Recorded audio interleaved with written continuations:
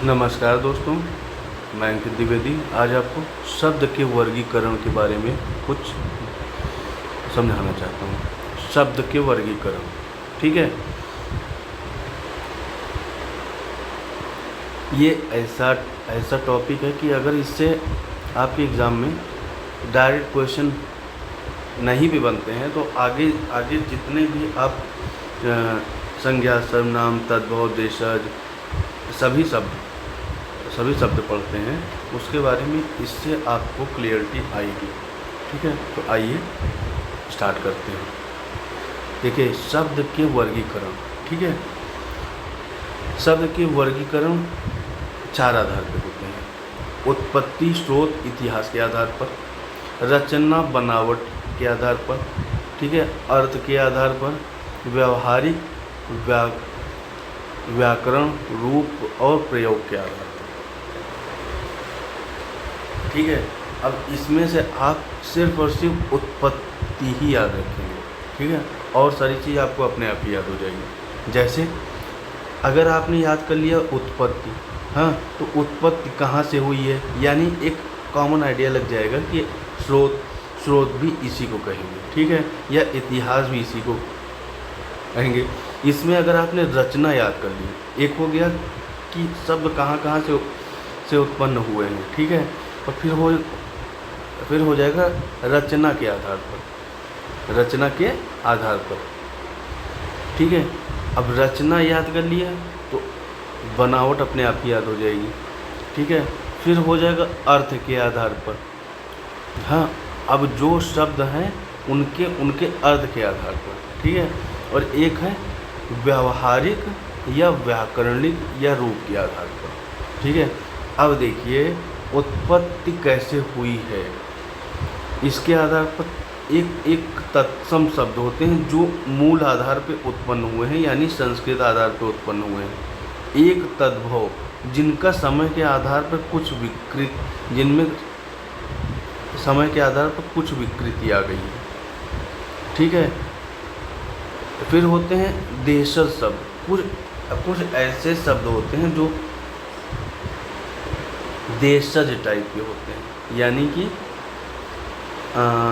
हमारे गांव या हमारे जो बूढ़े लोग होते हैं वो एक यूनिक शब्द का यूज करते थे जो हमारे देश में ही उत्पन्न हुए शब्द हैं, ठीक है। एक होता है विशेष देशज, ठीक है, और एक होता है संकर शब्द। अब इसको याद करना बहुत आसान है, जैसे तत्सम, तद्भव, देशज, विदेशज और संकर। तत्सम, तद्भव, देशज, विदेशज और संकर शब्द, ठीक है। अब रचना के आधार पर रूढ़, यौगिक, योग रूढ़, रूढ़, यौगिक, योग रूढ़। एक होते हैं रूढ़ शब्द, एक होते हैं यौगिक शब्द, एक होते हैं योग रूढ़, ठीक है। अब जो यौगिक शब्द होते हैं इसमें संधि, समास, उपसर्ग और प्रत्यय आते हैं, यानी ये जो यौगिक शब्द होते हैं इन्हीं की संधि बनती है, समास बनते हैं, उपसर्ग बनते हैं और प्रत्यय बनते हैं। अगर हम कहें कि रूढ़ शब्द, हाँ, अब राम शब्द है, इसका अगर हम कहें कि इसका संधि करिए, हाँ, तो ये इस शब्द की संधि नहीं बन सकती, इसका समास नहीं बन सकता, इसमें कोई उपसर्ग है ही नहीं है और इसमें कोई प्रत्यय भी नहीं है। तो यौगिक शब्दों का ही संधि, सर्वनाम, उपसर्ग और प्रत्यय बनता है। रूढ़ शब्द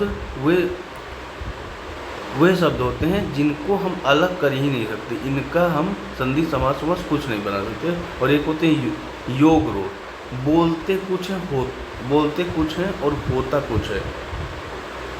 मान लीजिए हमने कह दिया संकट मोचन, हाँ, तो ये शब्द तो अलग है, लेकिन ये हनुमान जी के संदर्भ में यूज किया जाता है, ठीक है। और एक होता है अर्थ के आधार पर, एकार्थक, अनेकार्थक, समानार्थक, विपरीतार्थक और समरूपी भिन्नार्थक। यानी अर्थ के आधार पर याद करना बहुत आसान है, लास्ट में अर्थ जुड़ेगा, यानी एक अर्थ हो अनेक अर्थ हो, समान अर्थ हो, विपरीत अर्थ हो और समरूपी अर्थ हो। फिर होता है व्यावहारिक रूप में एक विकारी शब्द होते हैं, एक अविकारी शब्द होते हैं। अब ये जो विकारी और अविकारी है, यही मोस्ट इम्पॉर्टेंट है। अभी के लिए यही मोस्ट इम्पॉर्टेंट चीज़ हमें याद रखनी है, ठीक है। और एक छोटा सा नोट है, ठीक है, कि कुछ शब्द ऐसे होते हैं जो बोलने में समान लगते हैं, ठीक है। ये इसके लिए, ठीक है। जैसे हम कहें अली, अली हम कहते हैं अली, तो इसका अर्थ होता है ब्राह्मण। एक होता है अली, अली का अर्थ होता है मित्र, और आली का अर्थ होता है सहेली। अब आइए सबसे इम्पोर्टेंट पढ़ते हैं विकारी शब्द। इसमें बच्चों को बहुत ही कन्फ्यूजन रहती है। विकारी शब्द, विकारी शब्द जो होते हैं वो होते हैं लिंग, वचन, कारक, काल के आधार पर विकार आ जाए। जैसे जिनमें लिंग, वचन, कारक, काल रहता है और इन सब का इस पे प्रभाव पड़ता है, इन सब का इस पे प्रभाव पड़ता है, तो उसे विकारी शब्द कहते हैं। जैसे लड़का है, संज्ञा है।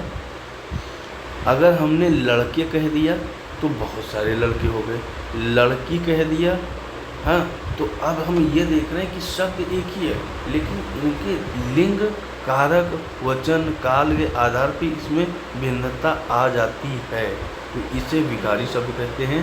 और ये 4 प्रकार के होते हैं: संज्ञा, सर्वनाम, क्रिया, विशेषण। यानी विकारी शब्द जो होते हैं इनमें विकार आता है, विकारी विकार आता है, विकारी विकार आता है, ठीक है। इनमें होते हैं संज्ञा, सर्वनाम, क्रिया और विशेषण। संज्ञा, सर्वनाम, क्रिया, विशेषण, ये 4 विकारी शब्द हैं। अविकारी शब्द या अव्यय, अविकारी, ये जो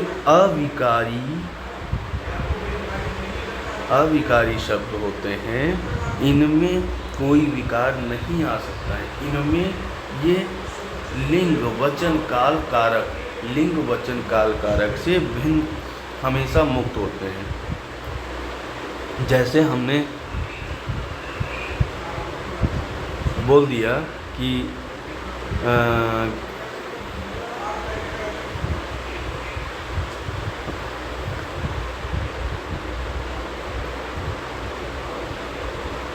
चलिए इसके बारे में तो आगे हम आपको एग्जाम्पल देंगे। हाँ, क्रिया विशेषण के एग्जाम्पल होते हैं, संबोधन होते हैं, ये होते हैं। जैसे आपने कह दिया हे, हाँ हाँ, या ओ, हाँ, तो ये शब्द जो है यूनिक होते हैं। इसमें इनका स्त्रीलिंग, पुल्लिंग, यानी ये सारी चीज़ें कुछ नहीं बनती है, ठीक है। इसमें विचार होते हैं क्रिया विशेषण, यानी इसके आगे का जो क्रिया विशेषण होता है वो अविकारी में आ जाता है। संबंध बोधक वो भी क्रिया विशेषण में आ जाता है। समुच्चय बोधक क्रिया विशेषण, अविकारी या अव्यय, क्रिया विशेषण, संबंध, समुच्चय, विस्मय। हाँ, इसके लिए अगर हम छोटी सी ट्रिक बनाना चाहें तो लिख देंगे